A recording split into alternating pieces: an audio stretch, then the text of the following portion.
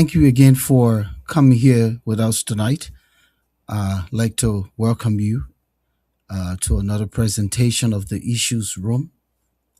Today is Tuesday, of course, June 2nd, 2026. I'm Volcano Shelton. My colleague will be joining me shortly, Alfonso. But in the meantime, I'd like to welcome all of you wherever you are, whether in Liberia, in Europe, anywhere else in Africa, in Asia, in Australia, here in these United States, wherever you are. I say welcome. Welcome to this edition.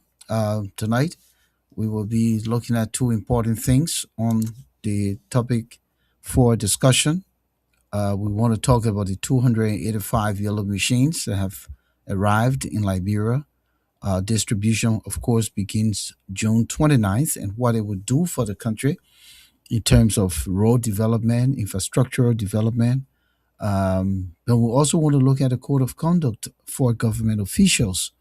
Can they participate in political activities? We've done some research behind the scene, and we just want to, you know, come out here and have that conversation tonight. So I want to say thank you for joining us. Welcome to the Issues Room. We're here every Tuesday, one day a week, Alfonso and I. And at some point, as we said, we'll some point begin to kind of increase. But in the meantime, we want to do this. And then on Thursday, I have the Volcano Shelton show. Alfonso, if you're ready, let me just bring you in and say good evening to you. Welcome to the show. I'll mute myself now while you talk because I'm not sure if we remedy this whole echo back and forth. So take it from here, bro, while I try to share the link. Yeah, thank you, Vakano, for welcoming me. And hello and good evening to our audience out there. I hope we will fix this audio system. But welcome, share the show, invite your colleagues and friends to join us. As usual, this is going to be a very interesting, informative conversation, very different from the usual gossip and screaming and yelling on other platforms. We pride ourselves on having um, conversations that are evidence based, intelligent, and driven by facts. So join us, share the show as Volcano said, and ask your friends and colleagues to join as well. And I welcome. How did you spend your day? Let's start from there quickly while I continue to do that. Yeah. So as you know, my days are often hectic. So I get up early morning, go to the train station, get on the train, go to New York to work. Get in the New York subway once I hit New York Penn Station, go to the work site, and then get back in the subway, come to New York Penn Station, get on New Jersey Transit, and come back home. And then, you know, once I get to the Trenton or Princeton train station, I can get off and get in my car and drive home. So it's usually this time of the year, especially, is very hectic at work for me. May, June, some part of July are usually difficult. So I've been navigating that, and that's But again, this is also a really important contribution to our community and to our country. So, we have to make that sacrifice and that effort to make sure that we come. And also to our viewers, who really expect us to be here and to hear from us and hear our perspective and also be able to share their perspective. So, yeah, that was my day. But how I know you're busy doing the technical stuff behind the scene, but if you can speak, how was your day? Well, as usual, you have a piece of job to do. You prep yourself, you get ready, you go to work, and you get into the groove of things and do the people job, like they put it, Yep. sometimes when people say, "Oh, we did a people job," like we don't get paid for it. No, we get paid. It's not the people job, that our job.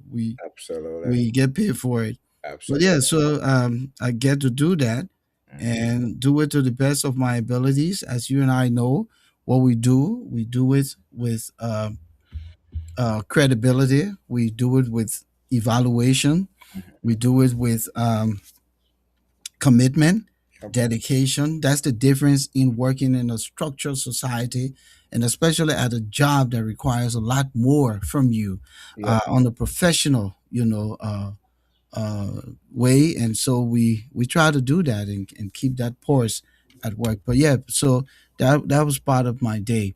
But look, see, we came here tonight to talk about the final arrival of the yellow machine. We know that the government said, as part of the arrest agenda under Joe Boakai, that they will have, procure hundreds of yellow machines. And when we use the word yellow machines, they come in category excavators, bulldozers, motor graders, wheel loaders, dump trucks, rollers, and compactors for road building, backhoe loaders, and other heavy road construction equipment.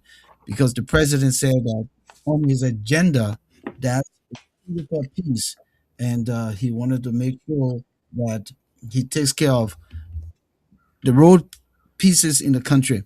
So a lot of folks were having their self-fulfilling prophecy. No, if a yellow machine come, mark my word, and let it cut my neck off, or I will never appear on your show again. When people do these things, sometimes it hits me in the head, and we'll go to that, but briefly.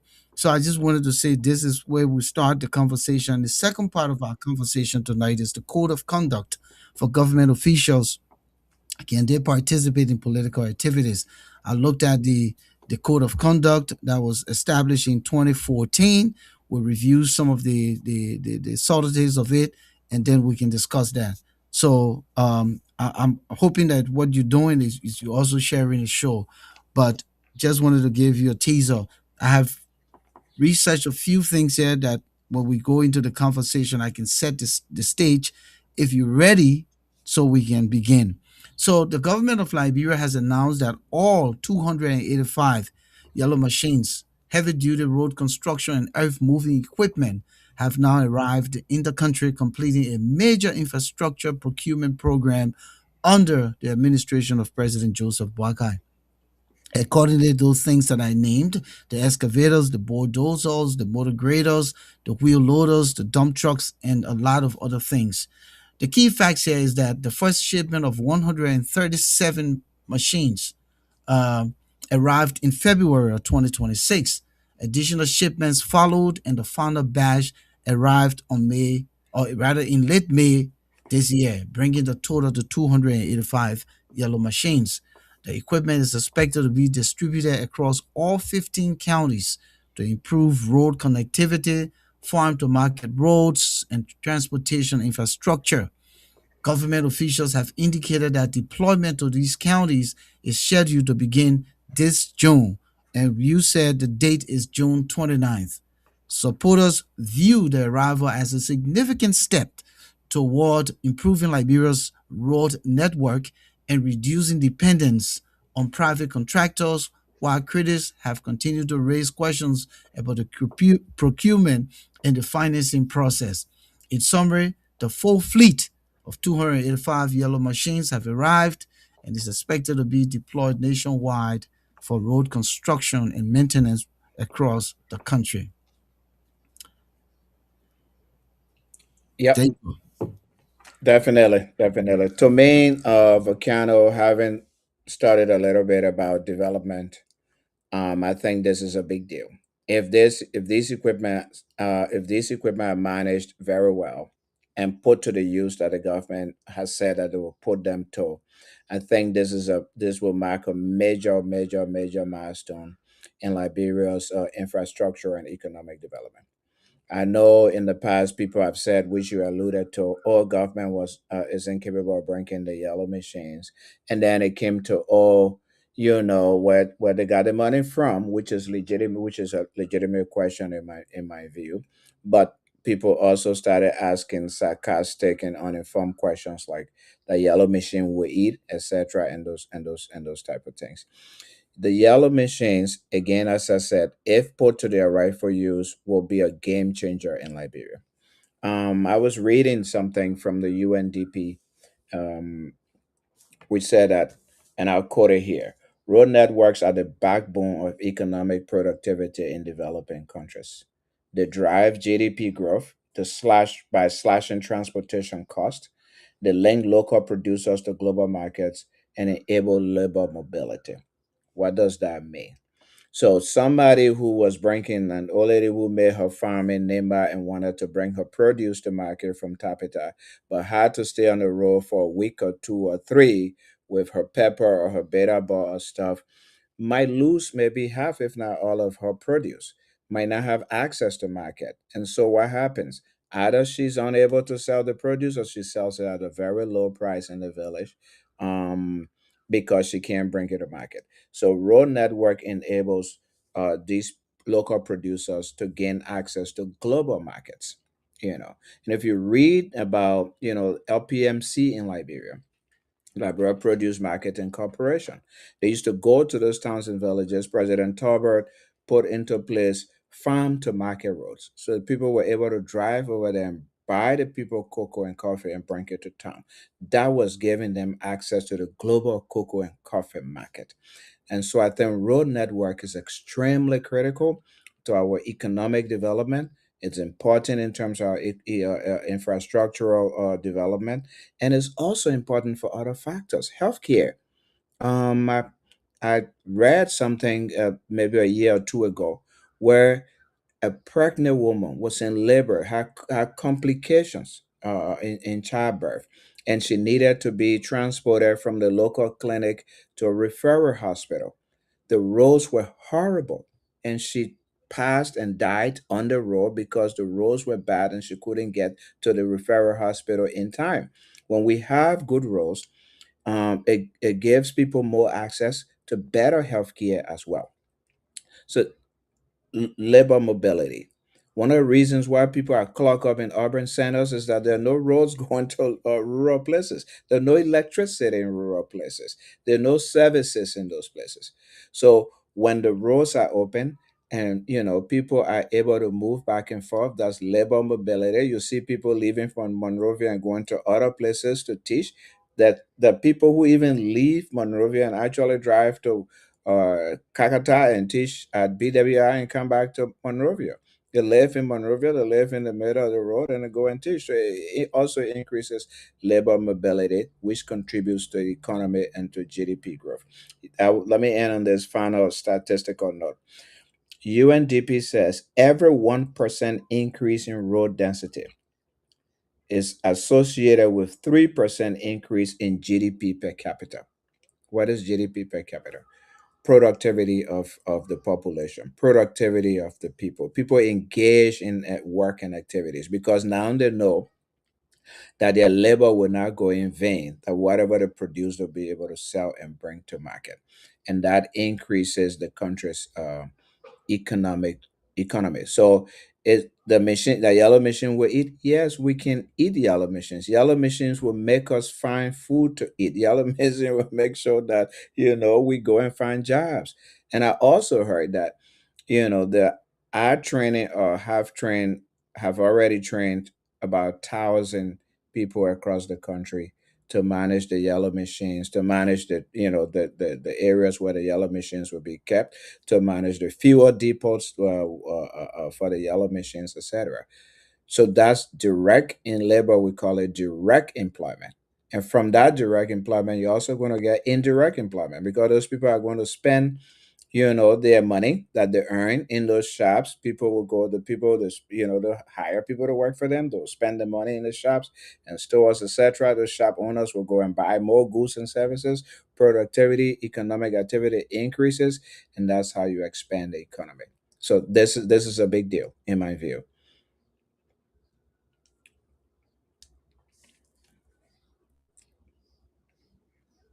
Let me say, good that you set it up, but let's look at the evidence, because sometimes people want to believe.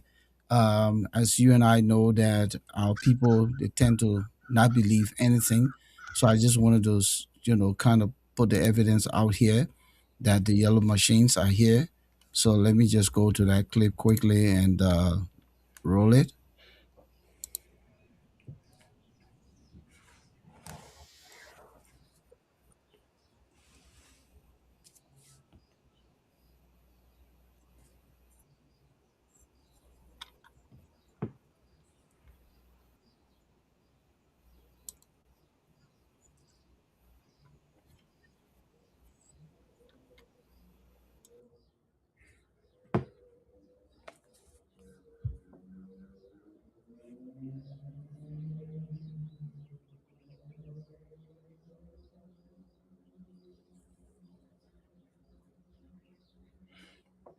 No volume volcano.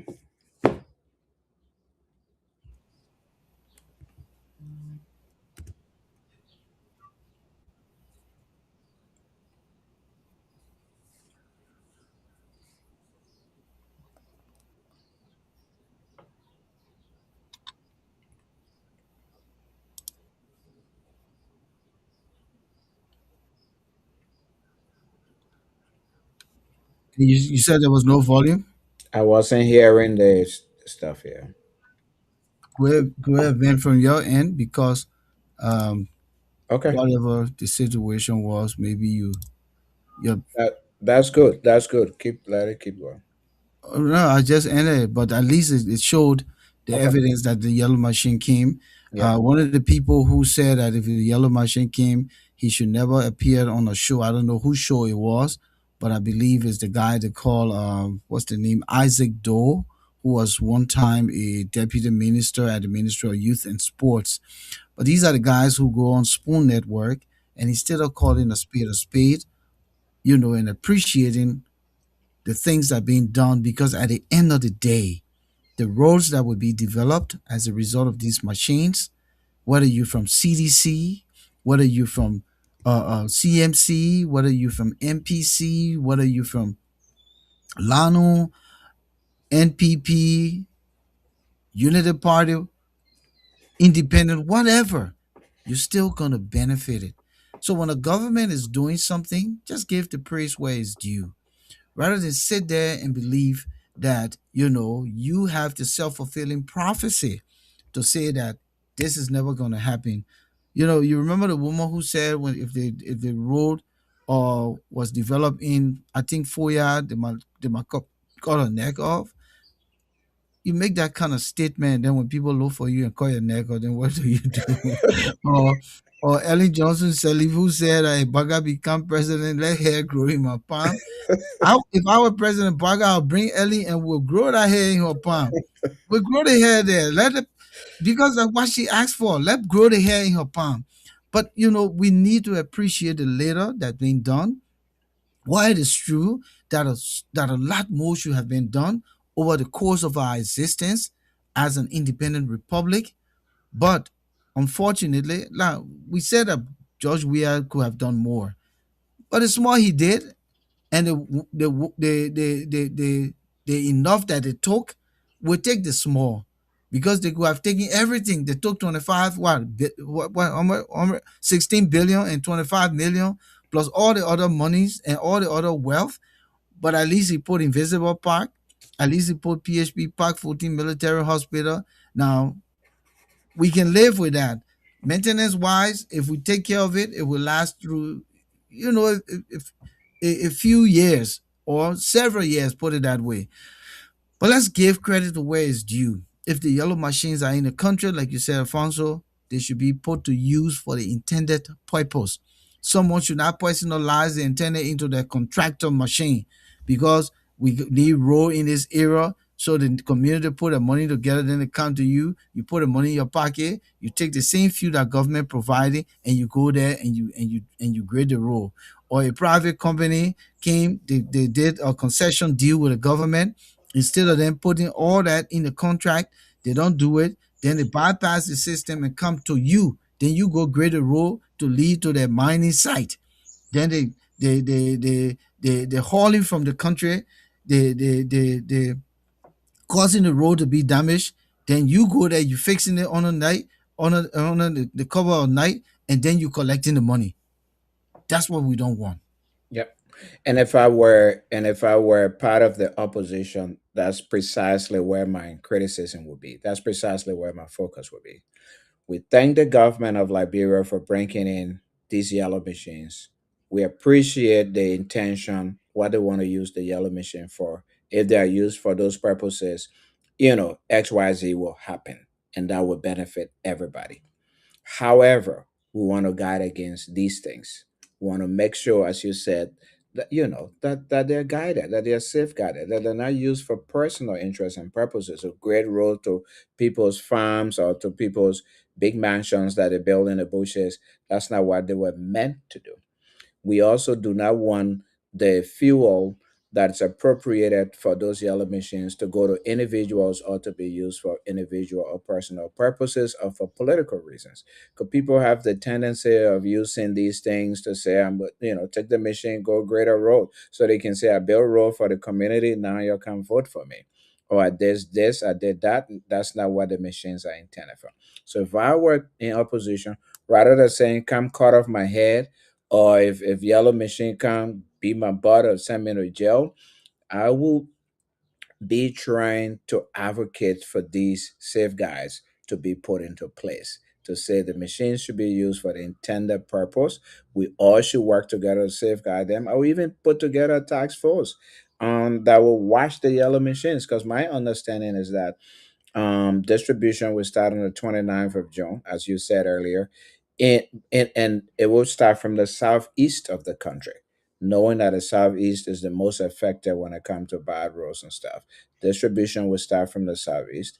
It's my understanding that each of the counties in the southeast will get about 19 pieces because it's not just the machines, the earth movers, there's also trucks, dump trucks, there's also fuel trucks and other items. So each of the counties in the southeast will get 19 pieces.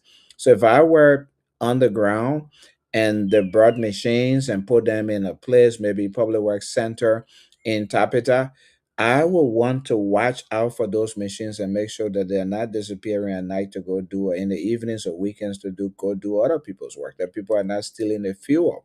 That the employees they are there are not being abused to go do work on people, government, big government officials, farms, and those type of things. That's what I will focus on instead of saying, cut on my hair, yellow machine come, 2 days of yellow machine don't come, oh, other yellow machine. That people who make those arguments simply don't know anything else to argue. So to say these type of things. But as I said before, this is a very important investment, and it must be protected and safeguarded by government officials, but also by all citizens of Liberia.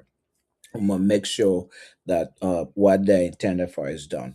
If you read the history of Liberia, I don't know if you know, those of us who were not born or grew up in Monrovia Volcano, when President Tarver had his total involvement for higher heights, mat to mattress, and there were road connectivity, farm to market road, the rural area of the country, the economy in the rural area started to improve. 'Cause people were making their farms, they had markets.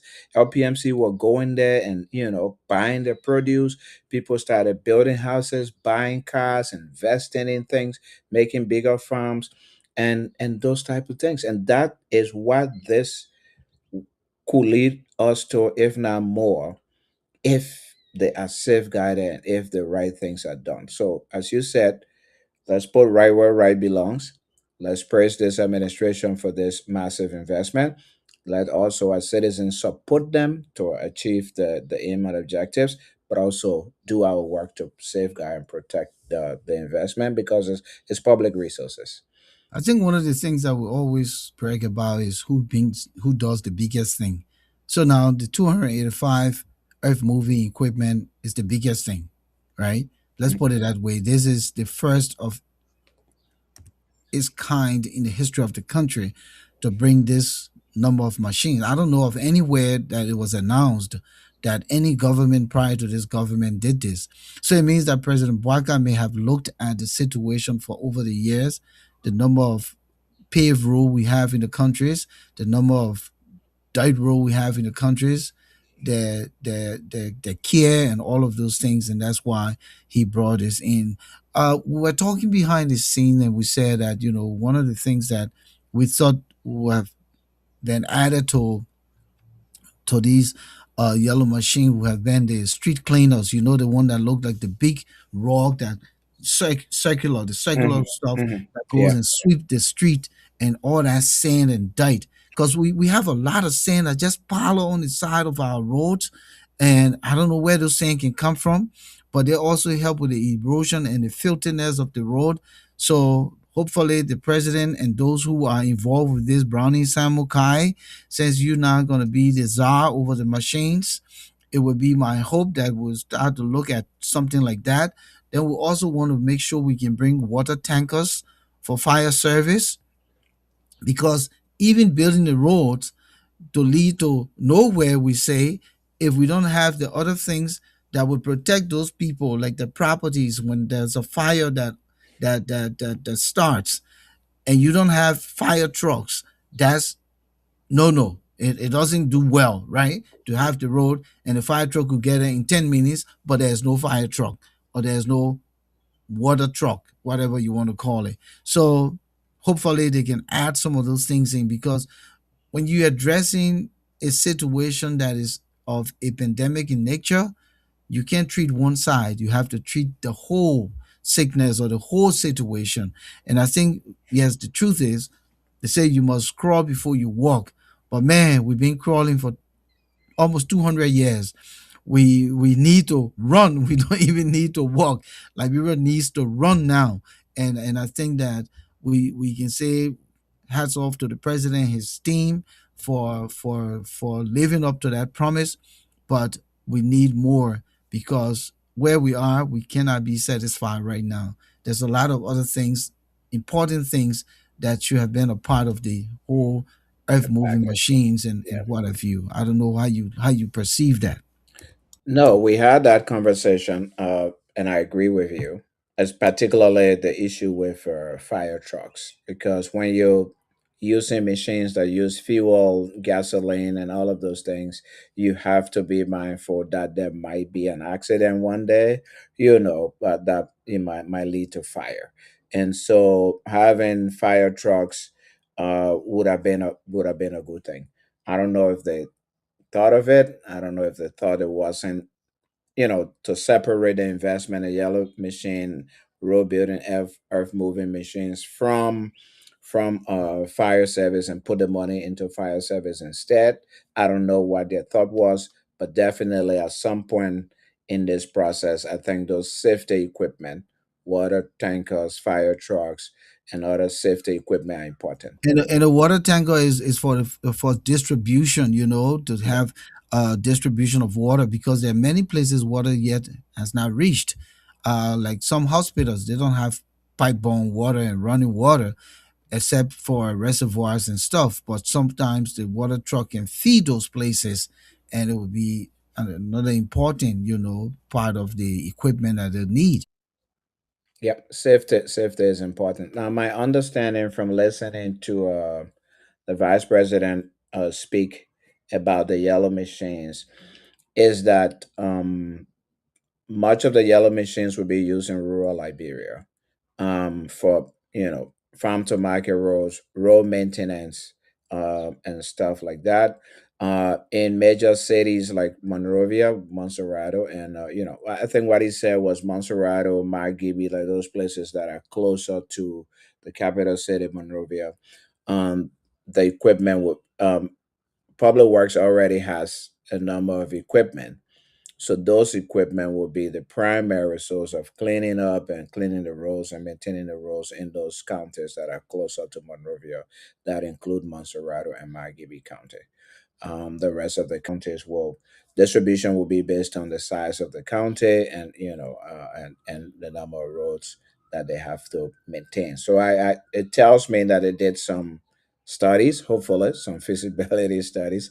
They looked at population, they look at landmass, they look at road network, and the nature of roads in those areas. And based upon that, the distribution. That's what I'm assuming.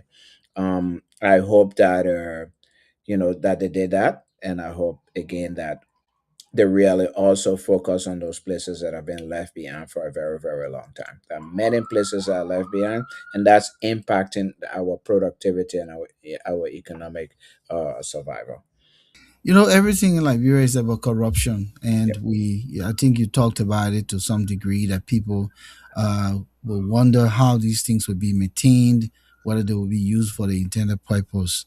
Um, no one has a clean hand in that country. It's almost impossible for anyone to say, "Oh, here's my hand, a white and I monkey hand." But honestly, when you have this kind of mammoth a project to do road development. You live here in the US. You see around here the kinds of equipment that people use here on the roads all day, every day. It means these machines will be used considerably. So it will be important for the government to make sure it has checks and balances on the usage of these machines so they're not used and avoided to personal use, that they will be used for the intended purpose.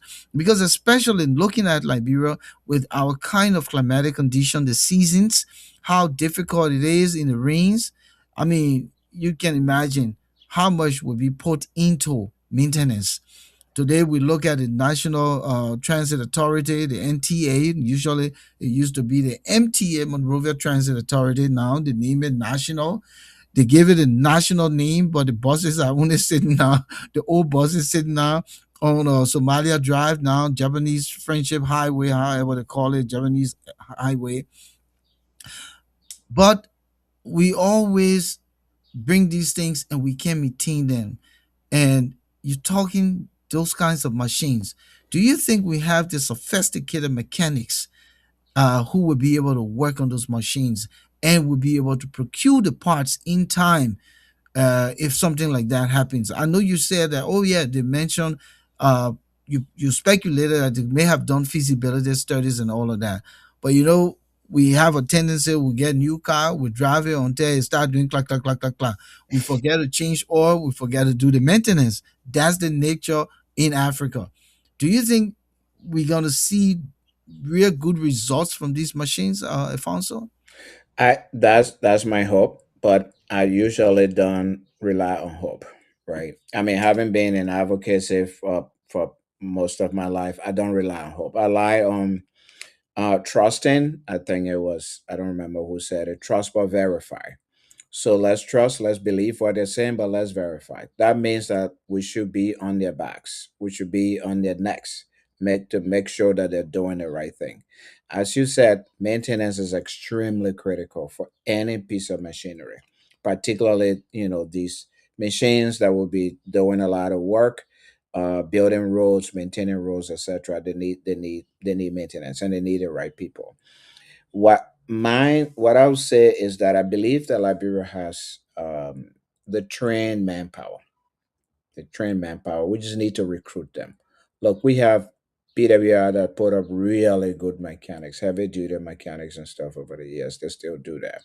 We have other training programs, pre and post war, that put up people. The problem was that these people, many of them didn't have jobs because we didn't have these machines. We didn't have road construction. Like, we didn't have these things, these opportunities available. Now that these opportunities are available, I think the government, this commission on the Yellow Machine Commission, need to go out and recruit the right people, vet them correctly, and they will have people to maintain. I think we'll have the manpower, the trained manpower to maintain them. I think in terms of maintenance, what we will need is the policy, is the program being put in place to say, hey, these machines, if they go 2 days, 5 days, we must decommission them and service them and make sure they're maintained. Clean the spark plugs, clean the little things, make sure we take the mud from inside. Let it not, as you said, let's not keep pushing until they break. um, we have a tendency of not maintaining. We have a tendency of repairing, of fixing things after the break. We should get away from that and maintain so they don't break, or so they don't break easily. 'Cause maintenance makes sure that these things don't just break, that they go for a prolonged time. And the way you do that is you take them out of service, you maintain them, and you put them back on service. You take them, on a routine basis. So I hope they have a routine maintenance plan in place. And again, I want to encourage all of us to ask these questions of them, to say, what's your maintenance plan? Where's the trained manpower that you have to operate these machines and to maintain them? How regularly do you plan on maintaining them? You know, um, we should ask these basic questions, and we should keep their feet to the fire. Usually, when we leave these people back to their own devices, that's when they think that they can do anything. So yeah, we as community, these machines were bought by public money and they belong to people, they belong to the community. So the community people should get involved in making sure that they are used for the right purpose and they are not abused. And community people, thank God we have a lot of citizens now who have cell phones. We have a lot of cell phone journalists and other people. If you have your cell phone, take up your cell phone if you see anybody doing something untoward and record it and publish it. I think we need those type of things. We need that type of engagement from the community to protect this major, massive public investment. Let me quickly interrupt you here, because one of the things that lacking in our country is that uh, putting in place the mechanisms for checking and making sure that things are utilized for the intended purpose. You're talking rather about a budget that is going to be set aside, managed by Mr. Browning Samukai and whatever team and employees. When we not seeing results, and yet the budget has its expenditure, it has its line item for procurement of gasoline, of spare parts, salaries and stuff like that, but we're not seeing results. Who gonna speak up? Will the president take the action necessary? Mhm. Because anything that is on his arrest agenda, it means those things, those very items are very, very important to his legacy, to his leadership.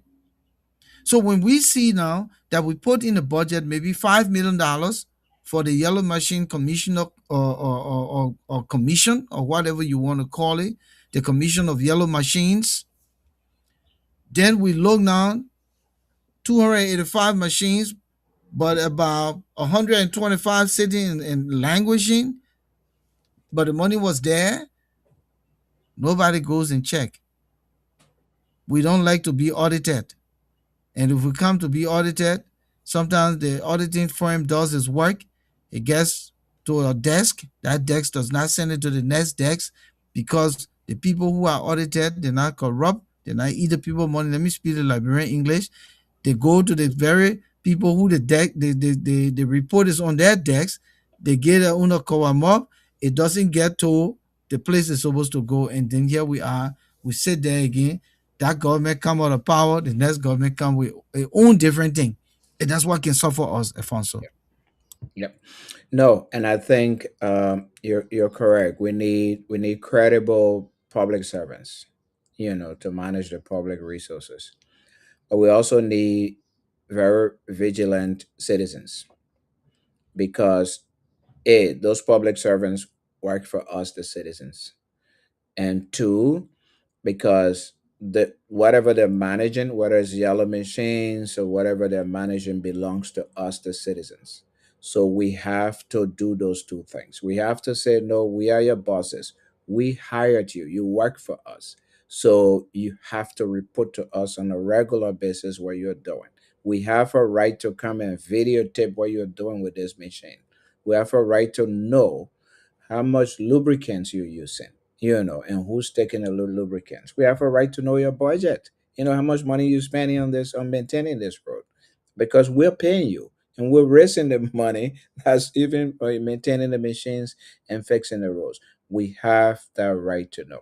And I And let's think, let's see if the president going to include this in his State of the Union address next year, when yep, he gets to make that State of the Union address.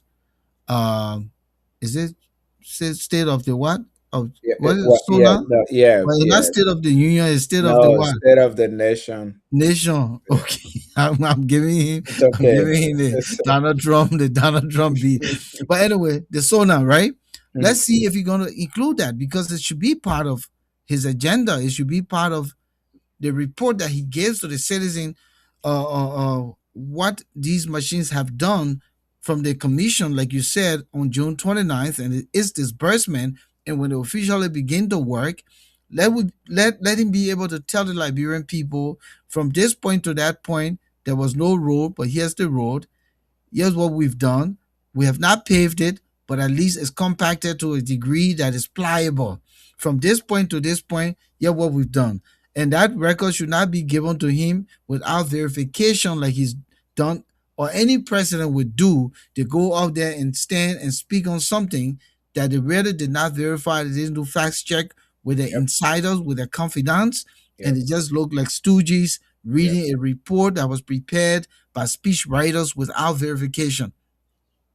That would be one of the things that I want to send to President Boyka right now.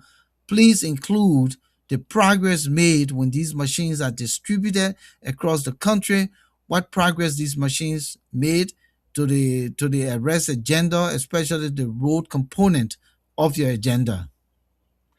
Absolutely. And I hope that, you know, again, that's one area where I think we need to advocate. Civil society, opposition, everybody, journalists need to advocate and look into, which is that these public corporations, not just the Yellow Machine Commission, but these public corporations, Liberia Water and Sewer Corporation, Liberia Petroleum Refinery Corporation, etc., must make periodic public reports. The must come and say, this is what we got, this is what we spend, this is what we generated, this is where we put it towards. It's important for the public to know. Publish these reports. So I think it's a gradual process, but that's one area that I think civil society, journalists, and all of us need to come together to push government to do this thing. Transparency is critical, it's key, it's important. There's no way you're a public servant, you work for people, you and I, the people who work for, the demand reports of us on a regular basis, and we have to make those reports. In corporate America, corporations have to make reports to their shareholders because they are the owners. It is their resources. Likewise, in public, in government and stuff, the citizens are the owners of these resources, and therefore our leaders have to get in the habit of understanding that, and therefore making periodic regular reports to people, and we Thank need you. to demand those reports as well. Thank you. Thank you. If you just joining us, welcome to the Issues Room. Tonight we are discussing the arrival of 285 yellow machines in the country. We talked about the categories of machines that is for road developments in Liberia. We're also going to be discussing in this next segment the code of conduct for public officials. Are they allowed to participate in political activities? We're going to be here every Tuesday, 7 p.m. Eastern Standard Time. Alfonso and myself, we want to welcome you. Please continue to love us, like us, and follow us. We are the alternative, the issues room here on social media. We talk about the things that matter to Liberia, to Africa, the diaspora, and the rest of the world. Again, thank you. If you are here with us, we say share our link, share our page, follow us, and be here with us as we come here every Tuesday. So, Alfonso, yes. So, uh, under the 2014 National Code of Conduct for Public Officials and Employees of Government, officials appointed by the president are generally prohibited from engaging in partisan political activities. Specifically, Section 5.1 states that presidential appointees shall not engage in political activities, canvasses, or contest for elected offices, use government facilities and equipment or resources for partisan political activities, and serve on a campaign team of a political party or an independent candidate. The law enacted um, pursuant of Article 90C of the Liberian Constitution to prevent conflicts of interest and protect the integrity of public service. Who is affected? The restriction primarily apply to officials appointed by the president, including positions like ministers and deputy ministers, superintendents, managing directors of government entities, other presidential appointees covered by Article 56A of the Constitution. Can they run for office? If certain presidential appointees wish to contest an elected position, the Code of Conduct requires them to resign within the time frame prescribed by the law before participating in election processes. The interpretation and application of these provisions have been the subject of litigation and Supreme Court's decisions over the years. A good example, if you recalled, when Augustine Gaffron intended to contest. He resigned, I believe, 3 years prior to the 2020, was it the 2017 presidential election? I I believe think, so. Yeah. yeah, 2017, because he resigned from the Ministry of Finance as finance minister. What do you make up of this? Is this the fact? Because I think this is coming up again because of the situation with the Civil Service Agency Managing Director or Director General Josiah Jokai, who was seen at NIMBO launching, um, parading in the T-shirts. And, this sparked major concern. It was raised by Amara Conan, Senator Conan from Bapolu, um, that this contravenes this law. Alfonso? So on the face, if you just I listened to you read section 5.1 of the core of conduct. Just looking at it on the face, you would say yes. It's in violation. Now, I don't know what the NSA director Jokai actually did. No, you mean CSA. Oh, CSA, sorry. I don't know what a CSA director Jokai actually did, what activity he was involved in. What I just saw in passing was that he wore a Nimbo t-shirt and attended Nimbo programming. Um, Looking at Article 5.1, if I were interpreting it and also looking at, and you did a good job at also reading the background, the reason why the code of conduct was put into place to prevent conflict of interest, to protect the integrity of public service. Um, I would say that simply attending a political party function is not covered under Article 5.1. I think what Article 5.1 and what the Core of Conduct seeks to do basically is to do those two things that you read from the Constitution and to also make sure that public resources are not used in a partisan way. So, for instance, if a government official, and that's But the why, government can take $50 million to campaign for the yeah, campaign. yeah, That's yeah, what we heard from the last government. Took $50 absolutely, million of people money to yeah, campaign and yet they lost, right? absolutely. That was a campaign finance violation. That was also a violation of the core conduct because they use public resources. They also use school buildings. They use ELBC. They use government vehicles. They use city halls. So public things that they didn't pay for, or so that is a violation not just of the core conduct but also of the campaign finance law, because campaign finance law also frowns on using those type of things. And if you read the report from the European Commission election observers, they actually were very strong on that. But that is not what this is, because some people are interpreting 5.1's first two words in it, engage in political activities, to say all political activities. I don't think that's what it intended. When you're interpreting a law, you look at the intent, you look at the applicability of the law. Other than that, if it's not applicable, it becomes a dead letter word, a dead letter law. So let me just lay this, since you say with regards to Joker. So this is what I was able to find. Okay. Josiah Joker Jr., the key issue is that he serves as Director General of the Civil Service Agency, a position to which he was nominated by the President, confirmed by the Senate, and appointed by the President to serve in that capacity. Because he is a presidential appointee, he falls within the category of officials covered by Liberia's Code of Conduct for public officials and employees of government.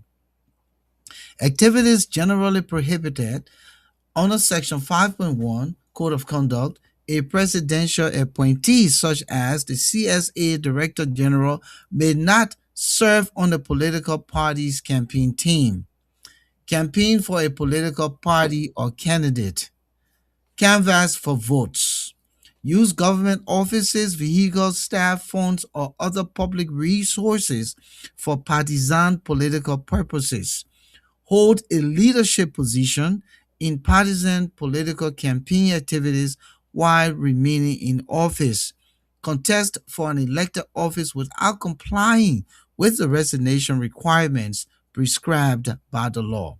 So let's assume if we did our homework and Joker went over there with a government car, then what now? So if you went with government vehicle, so here are the things that code of conduct, and you clearly read those things. So if you went with government vehicle, for example, that is a violation. If you went on government time, the work time, work hour, that is a violation. So those things will be violations. But if Joe Kai, as an individual, went on a Saturday or on a Sunday to a political party or political organization meeting, he's not violating. He's not violating. He's not even canvassing per se. He's just attending a meeting and participating. So the intent. Let's look at the intent of the code of conduct. What is So it? let me help you here. Let me Yeah. help you here. Mm, So here is the likelihood mhm, permissible, yeah. likely permissible for Mm, Jokai. mm, Speaking at a civil service event about civil service reform, yeah. permitted. Yeah. Explaining government personnel policies, Yes. permitted. Yeah. Voting for a candidate on election day, Yep. permitted. Yep. Attending a political rally merely as an observer without campaigning, permitted. Permitted. Likely prohibited. Appearing at a rally and urging people to vote for a specific candidate. Absolutely. Acting as campaign chairperson, coordinator, or spokesperson for a political party. Yep. Using CSA resources to organize political events. Yep. Distributing campaign materials while serving as CSA Director General. Yep. Publicly soliciting votes for a candidate in his official Capacity. capacity. Yep. But the gray area, Yep. the most controversial situation occurs when the presidential appointees appear at the political rallies and make partisan remarks. Yep. The office of the ombudsman, right, Yep. has repeatedly maintained that active partisan participation by presidential appointees can violate the code of conduct, while some officials have argued that they retain constitutional political rights. Enforcement often depends on the specific facts and whether the conduct amounts to campaigning or partisan mobilization. So, applying this to Josiah Jokai, he attended a Unity Party rally and quietly observed and will be likely to trigger a violation. If right, he Mhm. attended a Unity Party political rally and quietly observed. Take the stage and ask question to vote for Mr. Boyka, right? Would be much more likely to be viewed rather as prohibited partisan political activity under the code of conduct.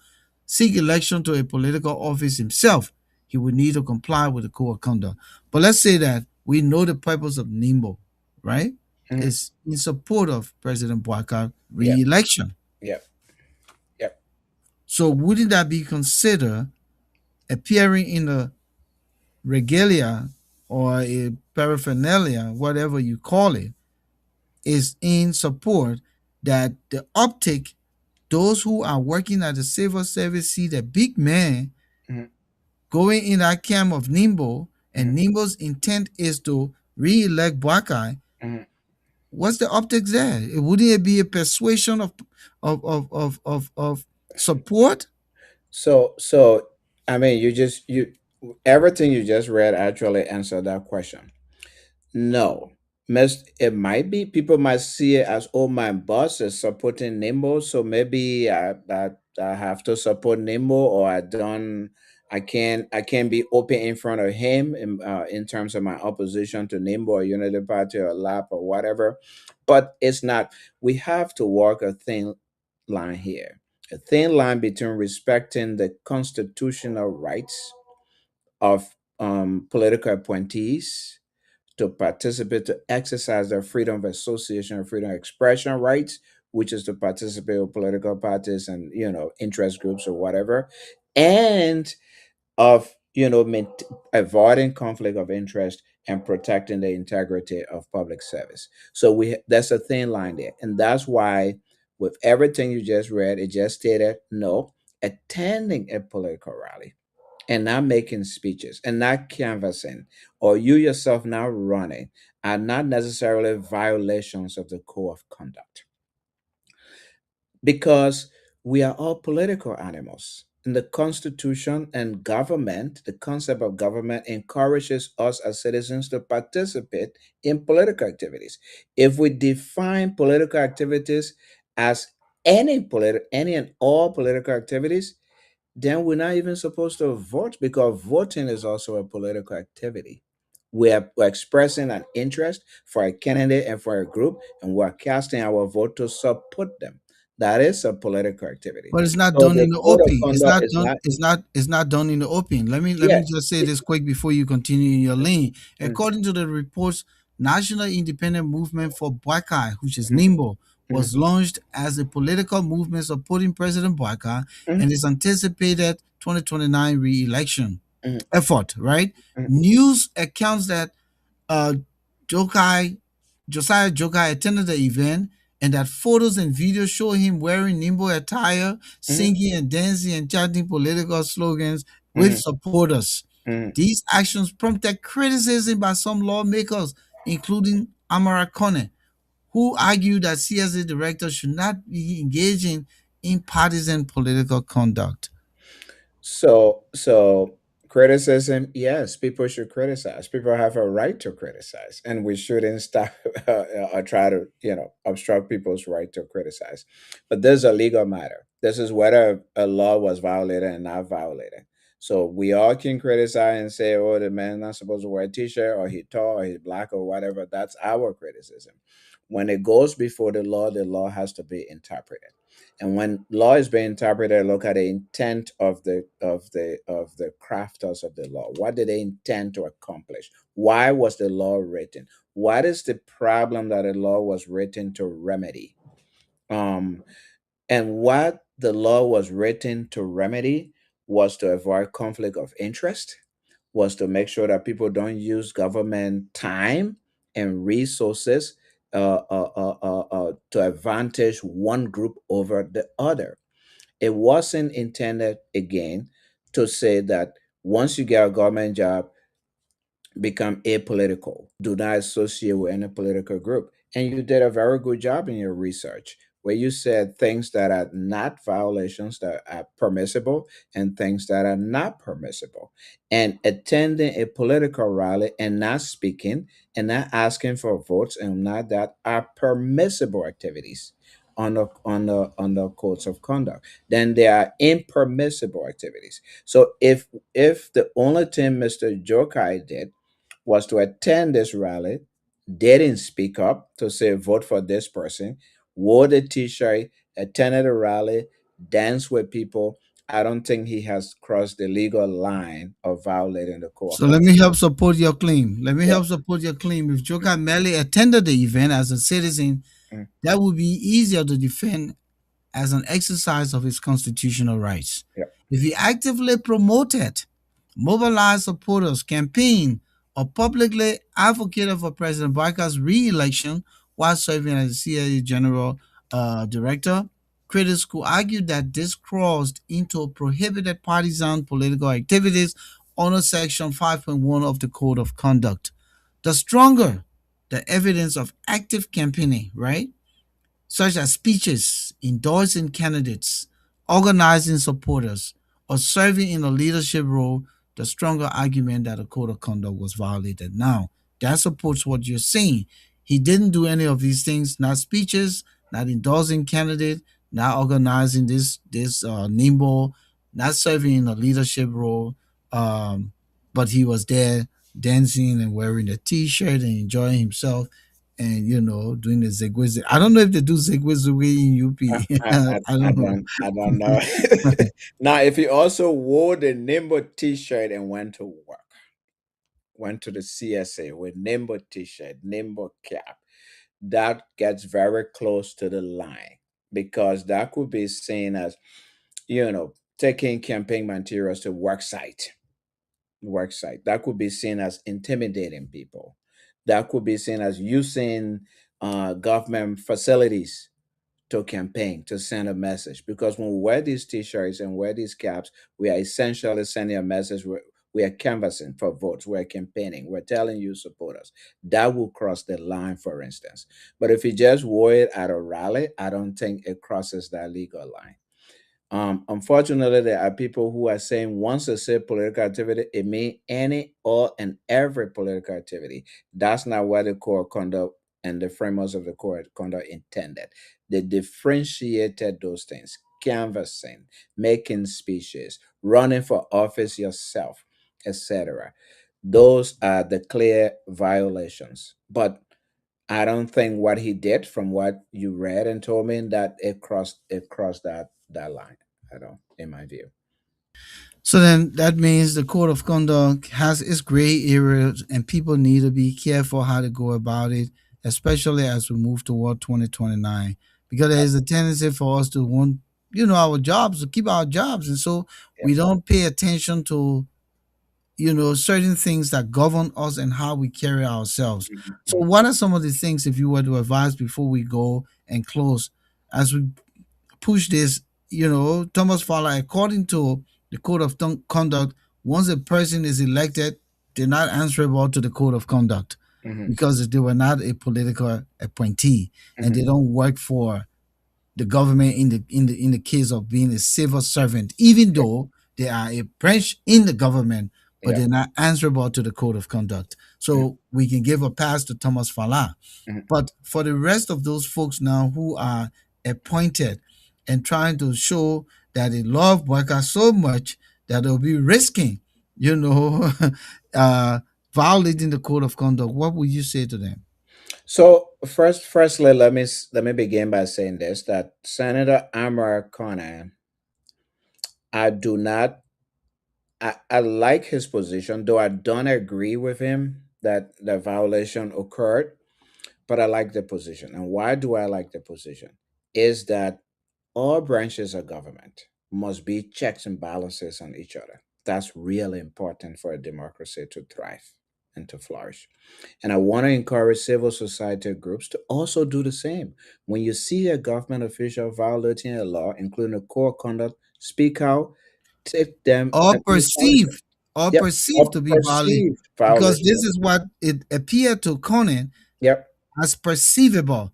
But Yep. now we can make that clarification because it draws to attention. Now we're Yep. discussing this so Yep. that future Yep. political appointees can take note and be governed. Absolutely. So we all should speak up and have this conversation. It's really, really important. That will help us, as you just accurately, correctly said, get a clearer understanding of what this code of conduct actually means. It would tell the appointed government officials what the red lines are that they cannot cross, what they can do and what they cannot do. It would tell the public to watch out to see if they're crossing the red line or they're coming too close to it, to say, hey, nope, stop. Civil society organizations should also be vigilant. Journalists should be. That's how a democratic society functions and runs. So, yep, And if you want to cross the red line, we're not saying you can't cross the red line, but resign and yep, cross the red line. Just like if you were speeding, we're not saying you can't speed, but when we catch you, we'll give you a ticket. the ticket. Something similar to that. Absolutely, absolutely, and so that's why these conversations for Kano are very important, and that's why this show is very important. Unlike some shows and some colleagues, whoever it is about fighting and cussing and saying, "I got somebody get gossip," I got inside source and information that gave me this thing, unconfirmed sources that are never verified. It's important to have these type of shows and have these type of conversations that enlighten our people, that give us a way forward. We belong to this one country and one body politic, and we need to work together to jealously guide it against abuse, but to also work cooperatively and collaboratively to promote it, because that's what we have. That's our one patrimony. We have to protect it, and we have to work together to push it forward. Because when it goes forward, we all go forward. They say, rising tides lift all boats. When the tide rises, whether it's a small boat or a big boat, once it's on the river, every all boats on the river get lifted on a rising tide. So if the country is rising, let's support it because we all will rise. If it's going down, let's criticize it.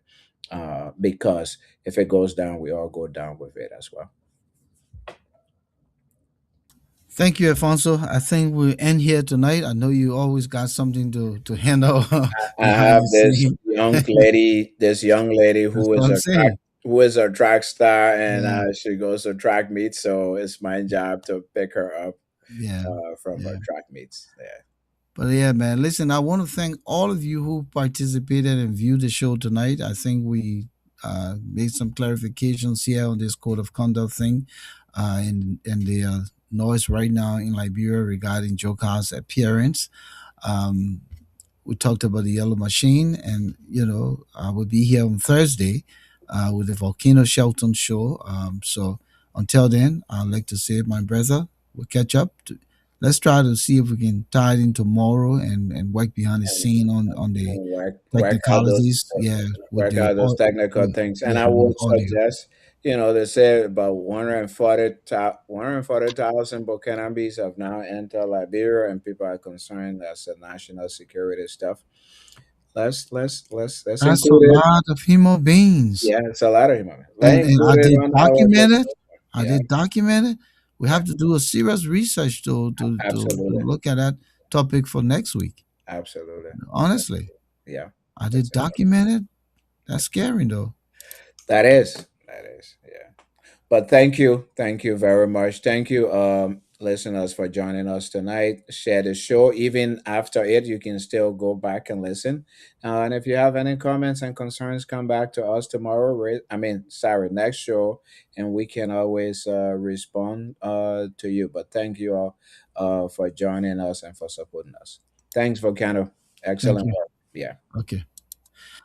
Again, I want to thank all of you for being there with us, especially Sanja Manja, and that's my man Abudu Sogai. Thank you for your viewership. It's highly appreciated. Sid Wilson Jr., thank you for coming here tonight. The guy called John McCory from Kenya. It's a pleasure having you in the house. Thank you for showing up here. Raymond Clark from Texas, and everyone else who watched the show tonight. I think what Alfonso just talked about is very alarming. If we have more than 100 or nearly 150,000 Burkinabes in Liberia, that's scary. And where are they coming from? Where are they going? Meaning, uh, come on now, it's scary. It's scary. Are they documented? And how all these people can just show up in the country, and we're not doing anything to make sure that they're adhering to our immigration policies and procedures. We're not saying that they can't come to Liberia, but they can't just come without being documented and properly documented for the purpose of supporting our economy, supporting investment in our country, supporting the work of the country, so that we all can kind of collaborate and work together. But again, we'll do the research and come back here next week. In the meantime, I'd like to thank you for being here with us, and we'll be back here on next Thursday again. I mean, next Tuesday, but this Thursday, join me for the Volcano Shelton show. Good night, everyone.